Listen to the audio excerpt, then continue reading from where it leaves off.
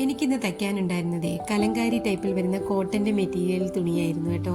Cotton material തയ്ക്കാൻ കിട്ടുമ്പോൾ തന്നെ ഒരു ആവേശവും ഒരു എളുപ്പവും, പെട്ടെന്ന് 1 മണിക്കൂറൊക്കെ ഉണ്ടെങ്കിൽ നമുക്ക് കോട്ടൺ തുണി തയ്ച്ചെടുത്താൻ പറ്റും.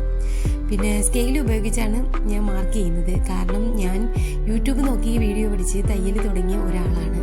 അപ്പം അതിൻ്റെതായ സ്കെയിലൊക്കെ മേടിച്ച് വെച്ചിട്ടുണ്ട്. അതാവുമ്പോൾ റിസ്ക് ഇല്ല, പെട്ടെന്ന് എടുക്കുന്നു, വെക്കുന്നു, വരയ്ക്കുന്നു, അളവ് നോക്കി അതങ്ങ് ചെയ്താൽ മതി.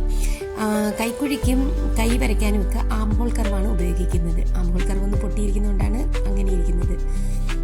പിന്നെ ഇനി അങ്ങോട്ട് വരുന്ന ചൂടുകാലമൊക്കെ അല്ലേ, അപ്പം കോട്ടൻ്റെ വസ്ത്രം ധരിക്കുന്നതാണ് എല്ലാവർക്കും ഇഷ്ടം. കലങ്കാരി മെറ്റീരിയലൊക്കെ വരുമ്പോഴത്തേക്ക് ഒന്നും കൂടെ കാണാനൊരു ഭംഗിയും കൂടെ വരും.